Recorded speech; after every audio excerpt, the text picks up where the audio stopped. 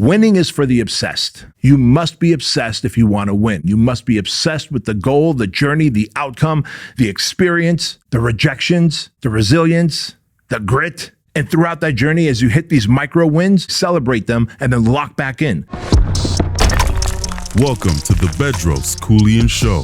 Hey guys, welcome to the Bedros Keuilian Show. I'm Bedros Keuilian, and before I kick off this episode, I've got an ask of you and I've got an invitation for you. First, the invitation.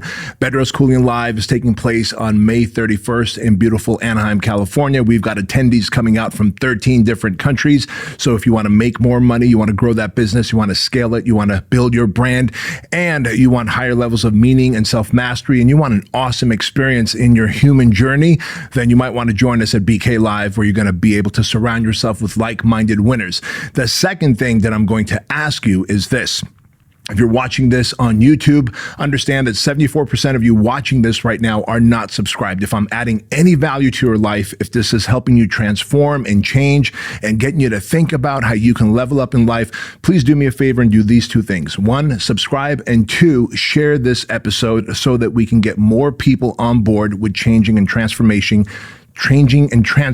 to their highest self. So without further ado, let's kick off this episode. Today, I want to talk to you guys about something that I think is pretty meaningful, which is if you are tired of being a loser, I think I've got an episode that's going to help you. In fact, I know I've got an episode that's going to help you because I believe most people are tired of being a loser.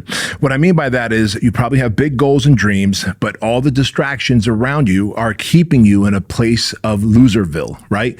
And if you think like, man, winners are born in a certain way. Winners have some kind of special pedigree that I don't. The truth is, there's nothing special about winners that you don't have.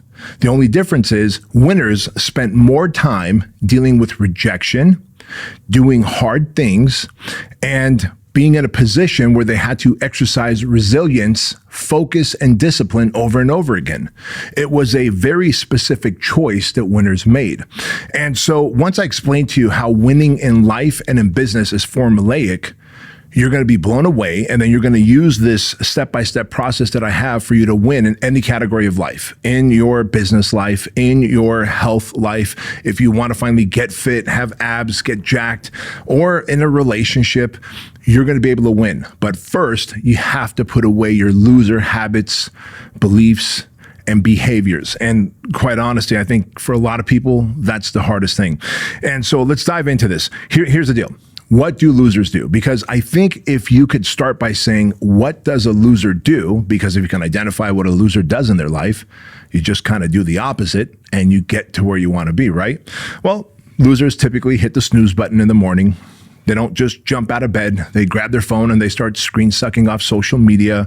They tend to procrastinate in life. They put things off. They don't put any definitive date to anything they're doing. So they just kind of kick the can of desire and ambition down the road. They'll have no structure in their day whatsoever. In fact, structure and scheduling things are just kind of non-existent in a loser's life. And if this is like, you're like, oh my God, dude, it's like you're looking directly into my life, then you, my friend, might be operating as a loser. And I share this with you because so many times you have this misconception that winners are something special, that they're part, like I said, a part of a pedigree. And that's not the truth, man. Not at all. But you are living like a loser. You don't have the structure. You're procrastinating in life. You're screen sucking first thing in the morning. You're hitting the snooze button instead of getting up and dominating your day, right? You treat your body like a dumpster. You just, you'll put energy drinks, coffee, all types of bullshit in, bagged processed foods, even before you drink any water. So think about that. The thing that your body's looking for first thing in the morning is water, yet you're putting either energy drinks, coffee, or processed bagged foods into your pie hole, and you're treating your body like a dumpster, and therefore it is operating like a dumpster, slow, sluggish, unorganized, and unstructured, right? And of course, what else do losers do? Well, they don't have goals. They have these like kind of vague dreams, but they don't have goals. And they're really good at settling for mediocrity and then making excuses. Well, I'm like all my friends. Well, guess what, motherfucker? If all your friends friends are losers. Do you have to be like them? Probably not. Don't go comparing yourself to all your friends who are losers and saying, I'm actually better than them because I'm less of a loser. I make a whopping $14 an hour while the rest of them make $12 an hour. You get what I'm saying, right? So when you're celebrating mediocrity and you think like that's okay, that is accepting being a loser in your life. And of course, a lot of losers, they operate from a place of fear and doubt, right? Well, what if this goes wrong? Like, what if I try and live my dreams and this goes wrong? Or what if I try and do this and it doesn't work out? Doubt, right? Okay, so you do something and it doesn't work out, you fail, and then you get back up and you do it over again. And you learned one way that doesn't work, maybe this next way will work. Or doubt is simply something that, you can come up with a lot of doubts. Like, man, what if I'm eating a bowl of clam chowder and all of a sudden I fall face first and I drown in a bowl of clam chowder? Technically, you can drown in a bowl of soup. Does that mean that I'm going to have fear and doubt about eating soup? No, not necessarily, right? So what I'm telling you here is if all of these things that I just listed off sounds familiar to you, where you've got no structure, you've got no real goals in life, you've got no desirable skills that people are looking for, you don't have any kind of sense of urgency or agency in your life, and quite honestly, you're treating your body like a dumpster and you're celebrating mediocrity and you're just getting by, yet you're jealous of what you're seeing on social media of the people who are winning. You think that they somehow cheated their way to success and happiness and abundance and awesome experiences. They didn't. Are there people out there who cheated their way to anything? Yeah, absolutely. But by and large, the people that are winning in life is because they probably spent a better part of a decade losing. They just got really good, like I said, at taking risks, experiencing hardship, having failures, and then getting back up and demonstrating grit and resilience and pushing through, even knowing that they might fail again, have more hardship, and have to deal with more rejection. That is the formula for winning. So what do winners do that's so different than losers? Before I dive into that, I want to explain something to you. Something that an old friend of mine did right in front of me with a handful of his top salespeople, and I thought it was very powerful. This happened in 2011. So we were in the depth of the 2008 housing market crash. 2011, the unemployment rates was through the roof. And people didn't have a lot of jobs. People didn't have a lot of discretionary income. They didn't have the ability or desire to spend money on services. Yet my friend and his company sold these high ticket services. And he had 4 salespeople who were working for him. 2 of them were really good at what they did. The other 2 were just kind of mediocre and average. And right in front of me, he was coaching up the 2 who were mediocre and average. And he started to ask them, what do you think it is that these 2 do who are much better than you guys at sales that you guys don't? And they said, well, they make a lot more phone calls than us. They deal with a lot more rejections. They ask for the sale more frequently, right? They listed off the things that the winning sales guys were doing. And he said, well, why aren't you guys making more phone calls? Why aren't you guys willing to deal with more rejection? Why aren't you guys willing to ask for the sale more frequently? And they gave some BS excuse about time, or they don't know how, or it's kind of difficult, or whatever, right? Well, the reality was this. He said, listen, if there was a gun to your head right now, do you think you can double the number of calls that you can make to be able to reach their goals? Yes, they both said. He said, if there was a gun to your head, do you think you could overcome more objections, ask for more sales? Yes, was the answer. And he said, why don't you guys just operate like there was a gun to your head, right? And the reason I share this with you is oftentimes when I say that, you're operating like a loser because you don't know how to control and eliminate the distractions in your life, people go, well, then how do I do that? Like as though you need a skill or a strategy to be able to control or eliminate the distractions in your life. You don't. If you operate like there was a gun to your head, you wouldn't just wake up and hit the snooze button. If you knew that someone was going to pull the trigger, bang, you're dead. If you hit the snooze button, you're going to hop out of bed before that alarm goes off. If you knew there was a gun to your head, then you are going to make sure that you don't screen suck. You're going to make sure that you drink your water and not eat the processed foods and the energy drinks and coffee. You're going to make sure that you have some kind of goal with a definitive date attached to it. You're going to make sure that you get up every day and you work towards those goals by taking micro steps towards achieving those goals in life, right? You're going to make sure that you treat your body like a temple and not a fucking dumpster if there was a gun to your head. All of a sudden, you have impulse control. All of a sudden, you know how to avoid distractions. All of a sudden, you have this magical ability to stay focused. Why? Because you're going to operate like there's a gun to your head. That is what separates winners from losers, my friend. See, not a lot of people will tell you this, but winners put so much pressure on themselves. It's the metaphorical gun to the head that will get you to do the things that you ought to do. Now, in the beginning, you might have to operate like there's a gun to your head when you're trying to push through being a loser, because the inertia of being a loser is very strong. The temptation to screen suck, to eat food that's bad for you but tastes delicious, to not get out of your mom's basement and living like a fucking vampire in a dark, dank bedroom or basement. All of those temptations are great, but what if you actually combed your hair? What if you brushed your teeth? What if you hopped out of bed? What if you actually focused on a task list that you made the night before, and then you attack that task list because you metaphorically assume that someone's got a gun to your head? This is how winners think, my friend.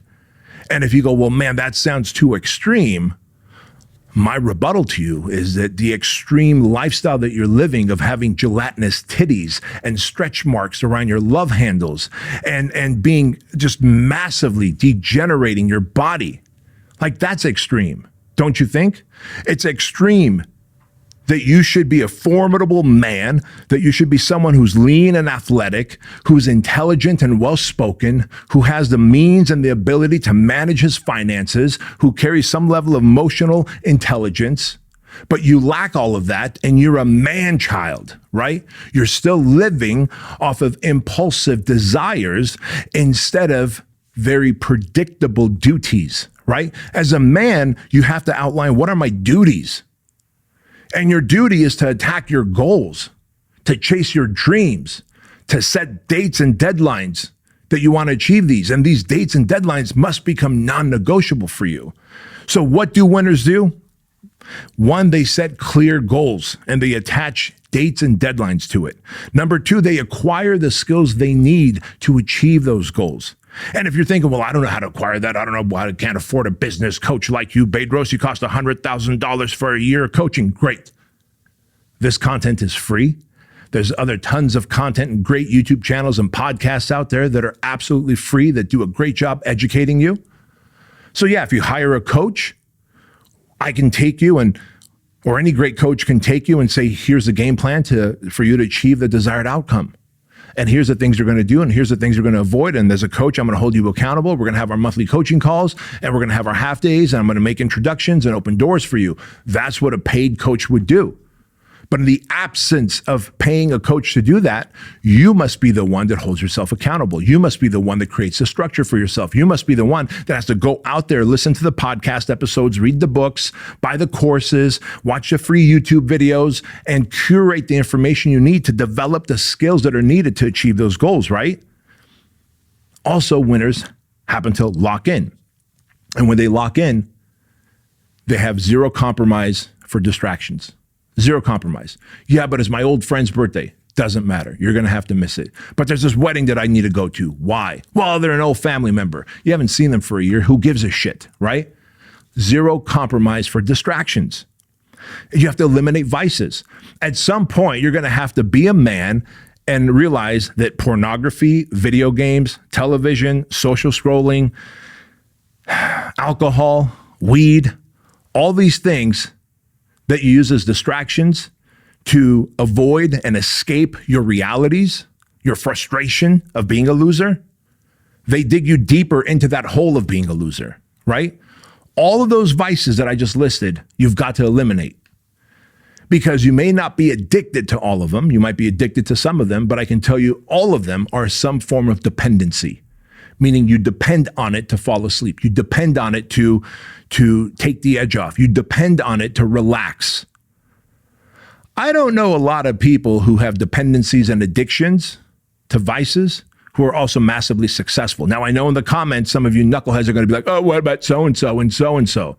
Yeah, you may find the outliers, but the majority of people who are winning at life and happy, successful, thriving, goal-focused and oriented, and are seen as leaders and achievers who do things to inspire and impact others, those people live a vice-free life. You've got to do that. That's just what it takes to win. Now, like I said in the beginning, you're going to have to operate like there's a gun to your head, but you operate that way long enough, and soon you develop the muscle of consistency. You develop the muscle of focus. You develop the muscle of discipline. Those things are muscles, and you can develop them and make them stronger. But you want consistency, focus, and discipline out the gate. It doesn't happen that way. So you have to operate in an extreme environment. You understand that, right? This may sound politically incorrect to think like there's a gun to your head, but all of your dreams and ambitions are not just going to magically come true because you just, wake up, social scroll, hit the snooze button, fall back asleep, brush your teeth with a fucking stick of Cheetos, and then eventually maybe sort of you get to the gym, and when you do, you're scrolling and texting and TikToking and Instagramming and all this bullshitting while doing a mediocre workout. You don't break a sweat during your workout. Then you go to the smoothie stand in the fucking gym and you buy more calories than you burned during your shitty little workout because you were unfocused, unstructured, and you came in with no game plan. That is the majority of you. Hey guys, quick interruption to the Bedros Keuilian Show. Listen, if you're like me and you love fitness, you love helping people, and you love being an entrepreneur, you might want to open up a Fit Body Bootcamp gym. Doesn't matter what day of the week, what time the session is, Fit Body Bootcamp locations are full of clients getting amazing results. With hundreds of locations across the United States and Canada, we are helping people burn fat and build muscle while helping entrepreneurs like you develop business models that are successful and have recurring revenue. So if you think Fit Body Bootcamp might be a great business model for you, then I want you to go to fitbodybootcamp.com. I want you to click the franchising link, fill out the application to see if there's a territory available in your town, in your area. And who knows, if you're a good fit, we will invite you to the Fit Body Bootcamp family. Now back to the show. But winners come in with a game plan. When I go to the gym, doesn't matter if I'm here in town, doesn't matter if I'm traveling and I'm speaking and doing podcasts afterwards and then back to speaking again and then meeting with coaching clients and having dinners. I'm up in the morning with a game plan to attack my workout because all of that has been pre-planned before I step into the gym. And just like I pre-plan and structure my workouts, what body part I'm going to hit, what exercise I'm going to do, and how I'm going to follow up with Ride the Lightning or any kind of cardiovascular high-intensity thing, finisher that's going to help me burn even more calories, I apply that same methodology into everything. Into my business, into my relationships, into the way I think. Like everything is measured, structured, game planned out. There's nothing left to chance. Winners leave nothing to chance because as a winner, you're already going to experience hardship, failures, or rejection. It's not that winners don't experience those things, but by game planning it out, structuring it out, creating a formula or process, at least you have some framework to follow. But if you're just going to wing it through life, that's what losers do. Losers wing it through life. Losers think that they still have more time to get there. Losers measure themselves by the losers that they surround themselves with. And they go, well, I still have time. They're not doing anything extravagant in life, my friend. So I'm probably on track. No, you're not. You're all behind track. That's the problem. You're all behind schedule. You're all late to the party. And before you know it, you become undesirable. You become somebody that is now operating in the shadows of life because you reach a certain age into your mid-30s, maybe 40s, and you realize I've developed no marketable skills.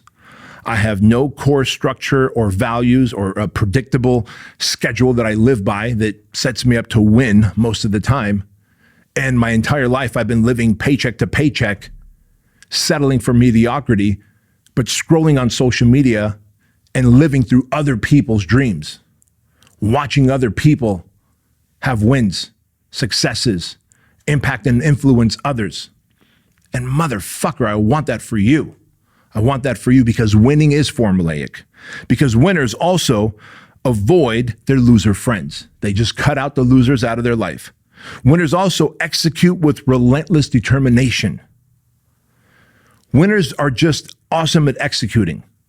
That doesn't mean that when we execute that we win every time, but we will execute. I've executed things so well that I got to the desired destination only to realize that was not the product or service or software that we should be using in my company or my organization. It cost us a few $100,000, but I was able to figure that out and then pivot. So winners will make bad decisions. It's not that we are impervious to bad decisions. The difference is when we experience a bad decision, we don't sit on it and sulk and feel bad for ourselves and think like, man, what are people thinking? And are they laughing at me? We just make the pivot and go, how can I fix this? Because winners have that mindset of, I can solve any problem. And if I don't have the resources and the skills and the ability to solve the problem, my ego is not going to be big enough to prevent me from reaching out to the people who can help me solve a problem. Now more than ever, you are connected to so many great people on social media. And if you can't reach them through social media, you certainly can find their podcasts or YouTube shows and start figuring out how would they think through this problem that I'm experiencing. You watch 5 to 10 of my episodes and you pretty much know how I think and operate. You may not want to operate and think like me. You might think it's too extreme. You might think it's too unreasonable. You might think that I don't have a great life because the cost of having the life I want takes a lot of commitment and discipline and effort. That's a different story. You're welcome to stay a loser. But you can watch 10 episodes or 10 podcasts of anyone's show that you want to model, and you will know how they think and operate. Then you can start problem solving through whatever problem is sitting in front of you, right? And so I want you guys to understand something. Winning is for the obsessed. You must be obsessed if you want to win. You must be obsessed with the goal, the journey, the outcome, the experience, the rejections, the resilience, the grit, the all of it. And throughout that journey, as you hit these micro wins, fucking celebrate them and then lock back in. Winning is also for the people who are relentless. They're locked on. No matter who says what about you're not going to win, that's too big of a dream, you don't have a degree. You know, someone once told me, you don't have a degree in software. How are you going to create a software company? Well, I created a pretty big software company and sold it. One of the first companies that I sold. And then I created gyms. And then I sold those, right? And now I've got my Fit Body Bootcamp franchise. I got Truly Supplements. I'm co-owner of Fuel Hunt Apparel, another software company now that I co-own, Fit Pro Tracker. And all of these at one point, we're going to continue to build, scale, and sell. Yet I don't have a degree in any one of these things. I don't have a degree in supplement formulation. I don't have a degree in apparel and graphic design. I don't have a degree in franchising or business administration. But it was on-the-job training because winners are willing to put in the time and effort and energy and deal with the rejection and deal with the hardship and give up their weekends and nights to learn the skills and the abilities that are going to help them get the desired outcome. That is the difference between winners and losers. Losers will tell you that I don't have the skill, therefore I can't create the outcome. A winner will say, I don't have the skill, so I'm going to invest weekends and nights to get the skill to produce the outcome. You see the difference, right? And so if you really want to know what a winner or loser breaks down to, I heard Andrew Huberman say this really well, and I think he was on my buddy's Sean Ryan's podcast. And Andrew Huberman said that apparently he's got a friend who told him this. So I'm kind of passing this message along from Andrew Huberman, who heard from a friend define perfectly what a winner and a loser is. He said a loser is someone that when bad things happen to them, they become self-destructive, and then they become destructive to everybody and everything around them. A winner is someone, when bad things happen to them, they use it as fuel to build themselves and the people and the things around them bigger and better. That's the difference. Winners see everything as an opportunity and a resource. Losers see everything as some kind of a personal attack and a sign from above that they should give up and fail. And that's just not how it is. In all of life, you will experience hardships, rejection. Things will take longer. It will cost you more. It will be difficult. The process will be uncertainty. They'll just be riddled with uncertainty.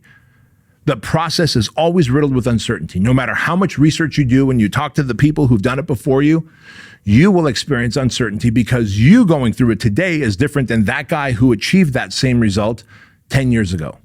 That's just the results. So I want you to understand this, my friends, that winners are unreasonable in their expectation.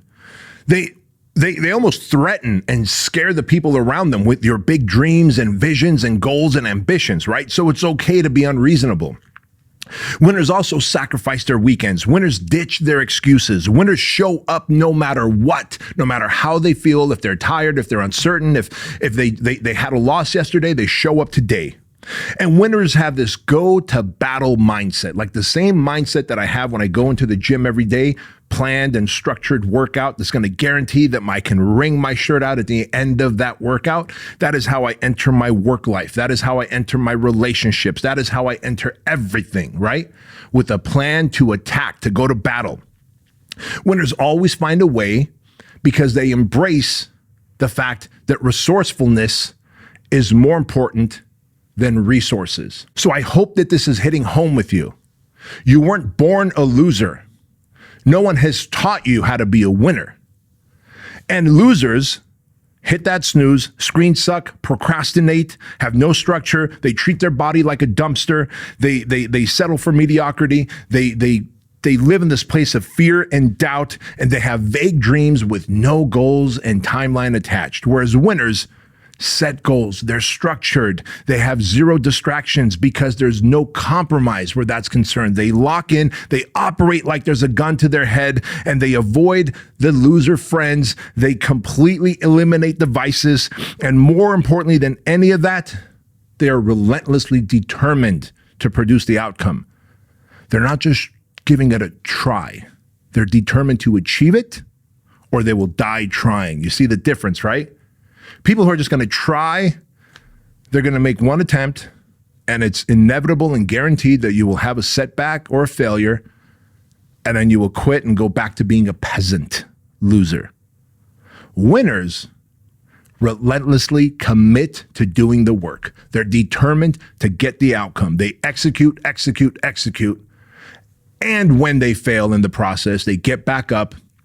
They only see failure as temporary defeat, and they keep pushing forward. No one has taught you how to win, how to think like a winner, and how to be relentless and unreasonable like a winner, because they've taught you that mediocrity and being average and pussyfooting around everything is okay. And I'm here to tell you, my friend, it is not. So I hope I see you at BK Live May 31st in beautiful Anaheim, California, where it's going to be a life-changing and transforming event. If you want to make more money, have more meaning, and develop higher levels of self-mastery. In the meantime, remember this, that average is the enemy, that success is your responsibility, and change can take place in an instant if you are willing to flip the switch. I'll see you next time.